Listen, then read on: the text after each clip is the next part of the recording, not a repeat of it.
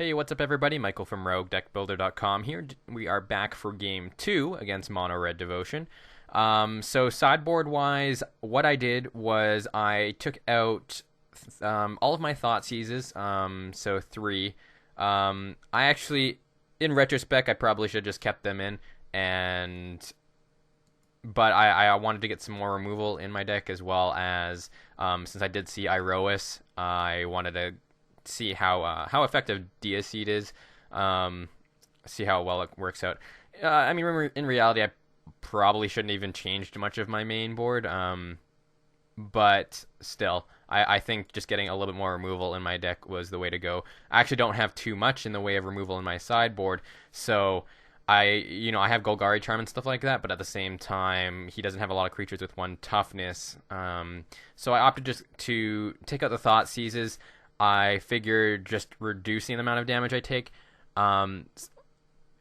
is the way to go. Like, at this point, I didn't see Nykthos, and I didn't realize he was playing a devotion-based deck. I thought he was just sort of mono-red aggro, which meant that with splashing white for Iroas, but I wasn't 100% sure, and I figured just reducing the amount of damage I'm doing to myself might be the way to go. So I took out the Thought Seizes, I replaced it with 2 Dia Seed and 1 Devour Flesh. I brought in Dia Seed as well because since I did see Boros based, there was a possibility he might have cards like Chain to the Rocks and things like that, or Banishing Light, which allows us to get rid of those as well.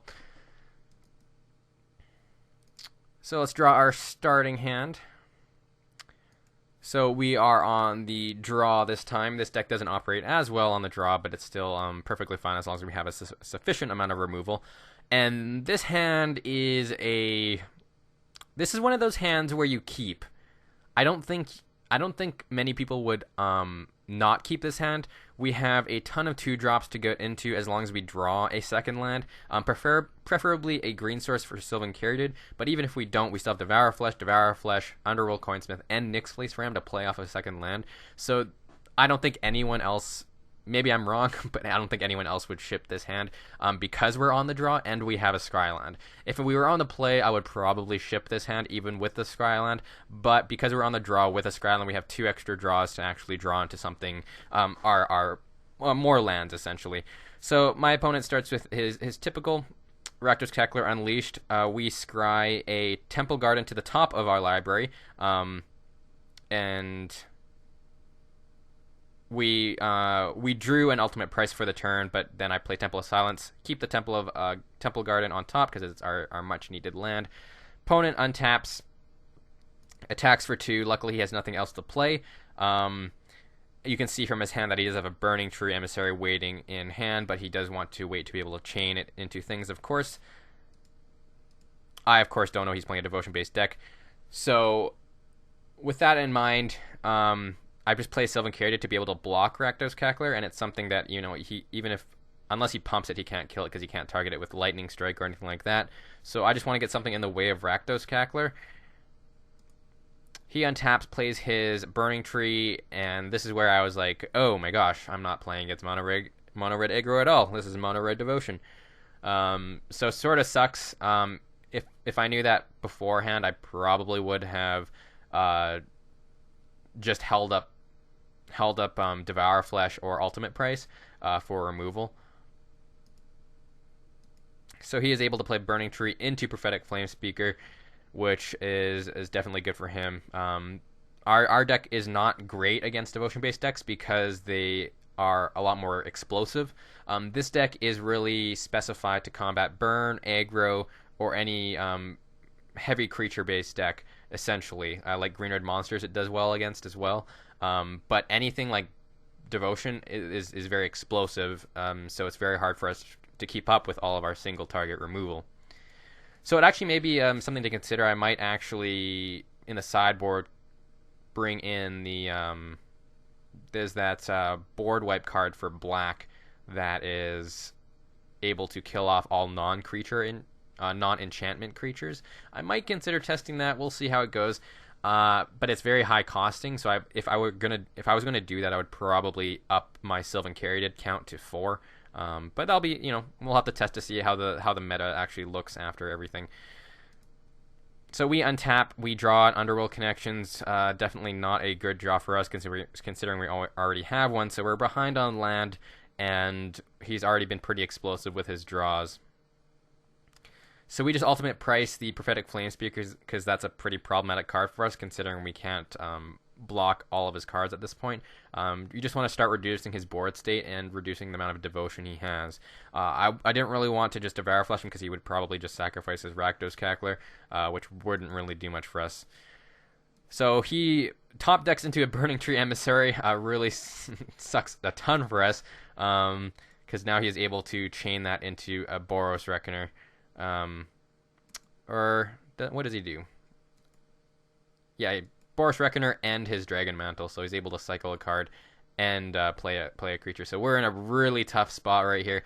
We're pretty far behind, just missing our land drops, and that definitely sucks. And we don't have the right removal. If these were like Doomblades or something, that would be a little bit better. If devotion-based decks like this come back up, I will probably sideboard in more cards like Doomblade, because Devour Flesh isn't good against devotion-based decks, because they can make a very large board state in a very short matter of time. So Devour Flesh loses its effectiveness just a ton. So he uses the last bit of devotion mana to pump up his Rakdos Cackler 1, so I can't block it with Sylvan Caryatid unless I want it to die. So I just block Burning Tree Emissary and take 3 damage from Rakdos Cackler. So we draw into an Abrupt Decay, again, missing our land drops, of course, but hey, that is magic for you. Sometimes you draw stuff, sometimes you don't. I mean, it's removal, so it's not terrible. We can kill off Boros Reckoner, and we end up doing that just because playing Nyx Fleece Ram isn't really going to help us that much. Abrupt Decay at least helps us in the sense that it gives him less devotion to actually use. So we end up just killing off his Boros Reckoner. So he attacks in, and this is where I totally get caught off guard by one of the new Journey to Nyx cards. New cards, you tend to not realize they're there, and you get caught off by them. So we get attacked in. I end up blocking the one burning tree emissary, and he flashes in the new card, Dictate of the Twin Gods. So if you don't know what this does, it's a 3 colorless plus a double red enchantment with flash. It says if a card would deal damage to a permanent or player, it deals double that amount of damage instead. So we're going to take a lot of damage here, as well as my Sylvan Caryatid actually dies because it takes 4 damage instead of 2. So we take 4, and we take another 4 from Rakdos Cackler. So we go down to 5. That Dictate of the Twin Gods is actually a pretty cool card. I could see some of the dictates being played actually in the right deck. So we draw an Overgrown Tomb, but at that point we just can't catch back up, so we end up scooping and moving on to the third and final game. But now we have a better sense. He showed us a lot more of the cards he was hiding or not playing before in the last game. So now we know he's fully on the devotion mechanic. We know he has Dictate of the Twin Gods. So these are things you need to keep in mind when you're playing against these newer decks, is keep track of the cards that might come up that you don't normally think about from the Journey to Nyx, and really make sure that you have ways of playing around them or combating them. But yeah, that's the second game, guys. Let us move on to the third game.